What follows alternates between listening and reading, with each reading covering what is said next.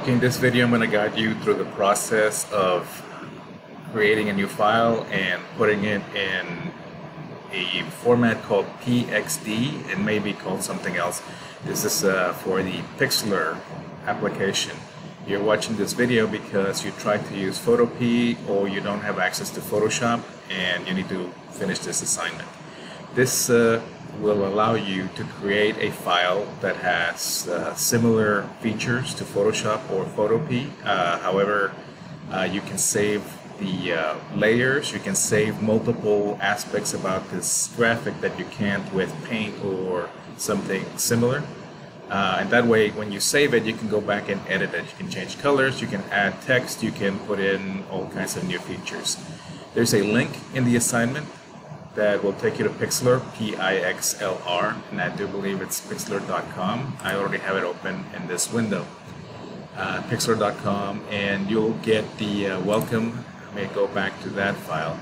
You'll get this welcome. You can use either the advanced or the quick and easy. I'm going to be using the advanced because it's got more things that we can use, more tools.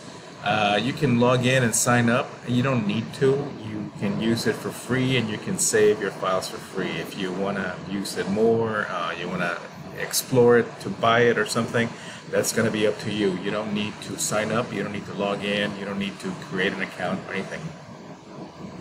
So I will select the Pixlr E Advanced Photo Editor, click on it, and it takes me to this menu. You can explore this, like I said, at your pleasure later. I'm going to guide you through the process of creating a quick file. There is this very small link in the middle of the page called Create New that will allow us to open our application features, and we said in the assignment that this could be at 1080 by 1920. I see that the width and height are backwards here. I'm going to give it a name. First of all, I'll put in my name, F. Rodriguez, and in width I will use 1080 across, and then the height down will be well, my memory is failing me, it's 1920, 1080 by 1920, and I will press enter to accept, and it takes me to the editor. It's kind of dark in here, but it's just a transparency. I can see there's a checkerboard that we can barely see, and that just means that there's nothing there in this layer. The layers are going to be posted on the right side of the screen, and there's other information like it tells us that this is a 1080 by 1920. There's a minus sign here. I'm going to click on that just to hide it because I need more space to see the layers. I also have a history of what I've been doing. I added a layer. I'm going to minimize that as well. If I ever need these, I can always click on the minus sign and it will actually open them up. So this transparency, it doesn't serve us for anything except to show us that there is one layer. It's called layer 1. It's got nothing in it. I want it to be a background. I want it to be white so that we can put more additional material on top of it. This tool on the bottom left has two colors, black and white. Basically, it's telling me right now anything that I draw will be black because that's up in the foreground. I can switch the colors so that white is in the foreground, and that's going to be my active color now. I can click on the color itself to change the color to something else, and I will be doing that as I go through the process. I will keep it as white because I want this background to be white, and I can do that by using the tool called Fill. And let me see, I just saw it. It looks like a bucket right here. I will click on it to select it, makes it active. Watch out for these, says you can skip ad and test premium for free today. Basically, they're asking you to sign up. You don't have to sign up. Like I said, if you want to buy it later, do it on your own. Don't ask me for permission. Don't ask me for money, please. I will click somewhere, anywhere on the area, and I'm going to fill the area with white. I'll click, and now everything that it selected is now white. Now that that is white, we start to draw what we want to appear. Let me go back to the assignment itself. This right here, we want to get a version of eConnect. I'll click on that link, and it shows me basically what we're going to sort of replicate into an application format. I'm making the screen a little bit more narrow so that I can see the contents of the page. There's going to be a blue bar on top with a logo. There's going to be some text, and then there's going to be all these buttons. So this actually, it's a pretty good design for a website in that if you open it up on a phone, you could use it, you can navigate through it, but there's still a lot of text that just doesn't really help if you are working with an application. We want to minimize this, we want to make it more simple, we want to actually show people, hey, here's some buttons, select what you want and push them. So let's start to draw some buttons. Let's do the image first actually. It's going to say eConnect on top, and it's going to have a logo. You don't have to get the logo, you can draw one, you can copy and paste something there later. I'm going to draw a shape on top though, because that is going to be a blue square basically on top. The shape tool is this one right here. You hover on top, it'll show you what you're selecting. Shape, click on it, it becomes active. I will close this add again. And it gives me some options on top. We are in design mode. You could also be on draw. You can be on what type of shape you're going to be drawing, and then the fill. Fill on white right now, anything that you draw on a white background, if it's already filled with white, it's basically going to be invisible. It's camouflage, you know, white on white. So we said that that button was going to be blue, so I'll click on the white to change it. I'll find blue in the spectrum and select a blue, see how the square changes on top there. I'll press enter to accept, and now my fill, whenever I draw something, will actually be blue. I want this to be square, rectangle, with square corners. I'll draw all the way across, and now I have this blue top. I can make it smaller if I want to, and I'll just leave it there as such. You'll notice that on the right side, we have this new layer that's called Shape 2. We have a layer 1. You can click on the dots on the side to get some options. I'll double click there. It says this layer 1. I'll call this background. Press enter to accept, and then Shape 2. I'll do the same, click and select and change the name, and this will be actually called, well, we could call it blue top. Be creative with your names if you want, just as long as they're class appropriate. We said that we also want to do some buttons below, and there's also some text. Let me go back to see what it looks like, and it's going to have that eConnect on top with a logo, then it's going to have this text. I'm going to highlight and this text, eConnect, etc., etc., etc., and there's other instructions. I want to keep it simple. I'm just going to stick to the basic text. I'm going to right click and tell it to copy. If you're using a Macintosh computer, I want to say that for the most part things are going to be the same, except whenever I say control something, you're going to be doing option instead of control. I copied that. I'm going to use the text tool. It's this little letter T. I'll click on it. Just like the other tool, it's already going to be telling me some things about it as soon as I start to add text. Let's click on add text. Gives me an option to say, hey, your text goes here. I'm going to press Control V, Option V on your Apple, and it's going to dump in the text that I just copied. It's centered, and I don't necessarily want it centered because the original one looks like it's left justify, so I want to keep it like that.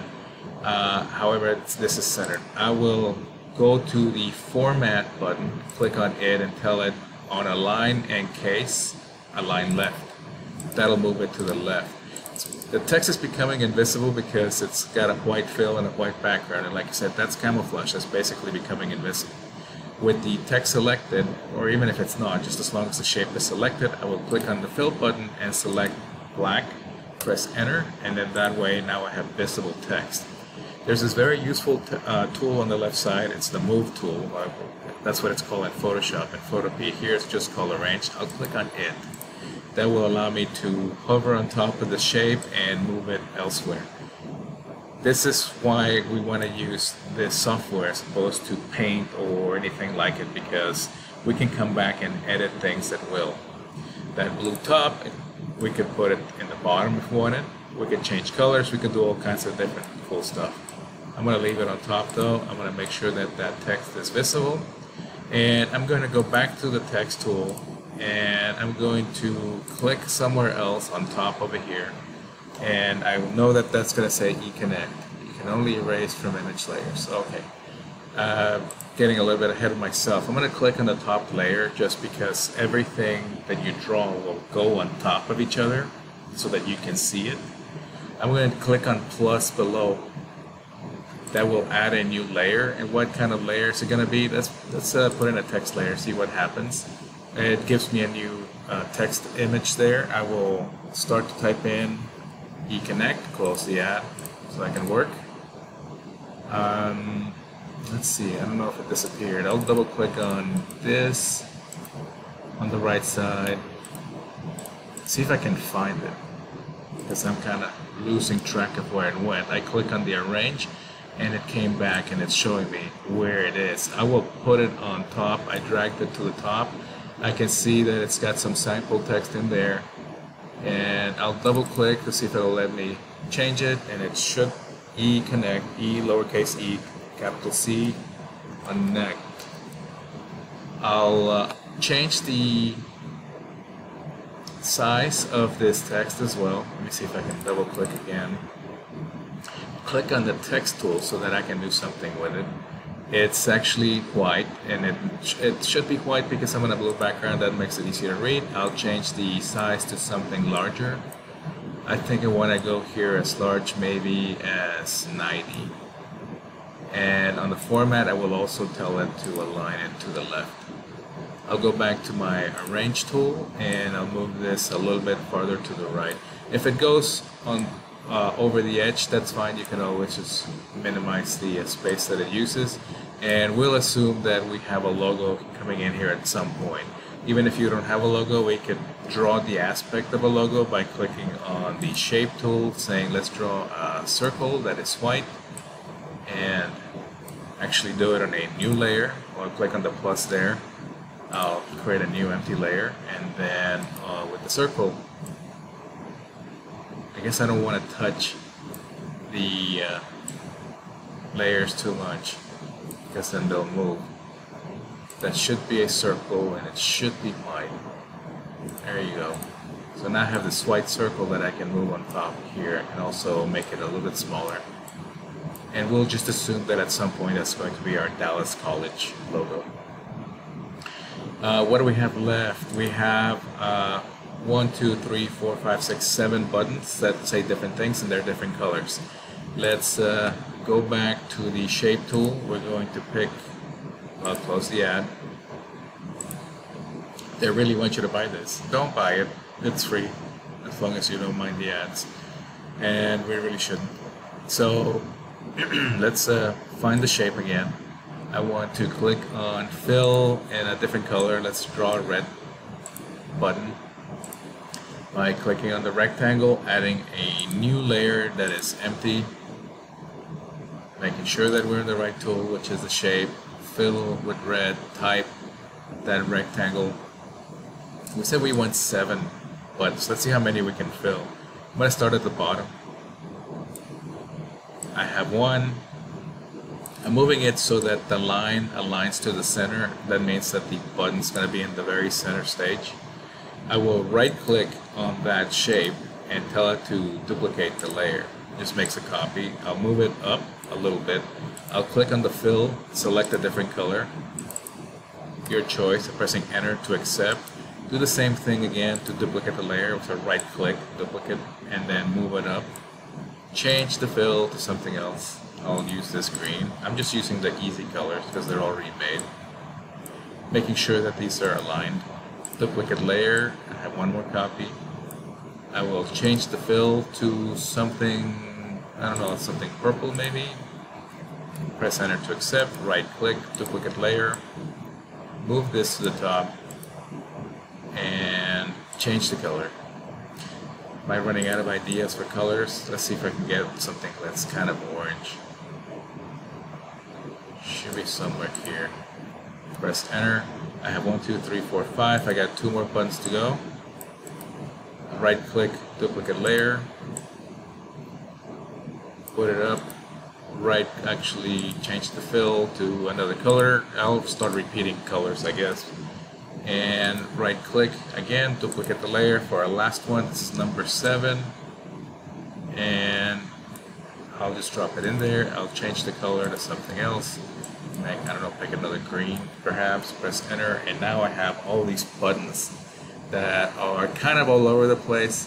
If Pixlr has an adjustment for to align these shapes so that they're in even spaces like Photopea does, I'm not sure. If you find it, let me know what it is. I'm gonna move them manually so that they sort of look aligned. You can do that by clicking and selecting them individually and moving them, doing all this with the arrange tool. Close that ad, and I'm happy enough with this right there. Now the buttons also should have some text. So let's see, we have an alert, we have a retiree, employee, faculty. I'm gonna keep it simple. So let me make this window a little bit smaller so that I can see what I'm doing and you can see what I'm picking this up from. I'm going to create a new layer. I'm going to click on the very top, click the plus. It's going to be a text layer. And I've got the sample. I can't see it. It's right here. Actually, I can move it up and it's kind of tiny. So let's change the font size to something that is visible. How about, well, let's say probably 50 something. About 54. It works okay. And it's already white. I'm gonna keep it in the center just because it's a button and that's a little bit easier to read. I will double click on the text and say that this is future student. And press enter to accept. I'm going to do the same thing that I did with the other boxes to make copies. Right click on it and say duplicate the layer. Move it below. And we can keep on doing this until all of this, we have enough text for all the buttons. Right click, duplicate layer, move the text. I think that white on yellow is a little bit hard to read. I'll go back and change the color. Duplicate the layer, and the last copy, duplicate layer. I'm going to make one more though, because at the very bottom I have a little bit of space to put in a message. Although it's going to be white on white, so it's going to be kind of hard to read. And by kind of hard, I mean impossible. I'll change the text to black. That way I see what it says. Let me do that again since I got click happy there. Okay. And at that future student at the bottom, like I said, that could be some text. If you don't know what to put in there, I'll just put in El Centro College. I can go back to the text above, and the next one is going to be current student. So I'll change future to current. The next one I said that I wanted to make it easier to read. I'll change the fill from white to black. Press enter to accept, and now it's readable. That's going to be continuing education. I'll type that, continuing, if I can spell it, continuing education. Next I have faculty.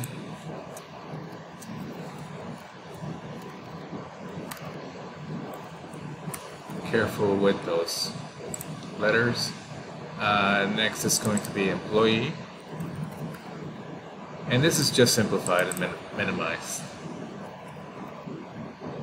Could we make it look exactly like the original? Probably. Could we make it look a lot better? Sure, but we're just coming up with a concept. Finally, retention. So retention, I think, okay, it's white on red. That's easy to read, or easy enough anyway. I'll move this a little bit lower here. Makes it okay enough to read.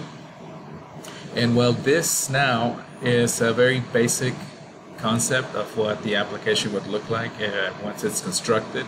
We have all of these layers that we can go back and save and copy and change and do whatever we want with them. I'll click on File and tell it to save this image. So I'll say Save. It says, well, it's already got a name, F. Rodriguez. If you want to add, well, you know, make it your name, your initial and your last name. You can say hyphen design, don't use the JPEG because that's a flat file. We want to keep all the information that we work so hard to get. I will do the PXZ. I said PXD originally, but they changed it. PXZ is the native Pixlr document format. This will save out the entire working project structure. That means all your layers will be saved. We can go back and change them later. I will click on download, and mine went straight into my download folder. I'll click on my folder there to see. I have all kinds of files there.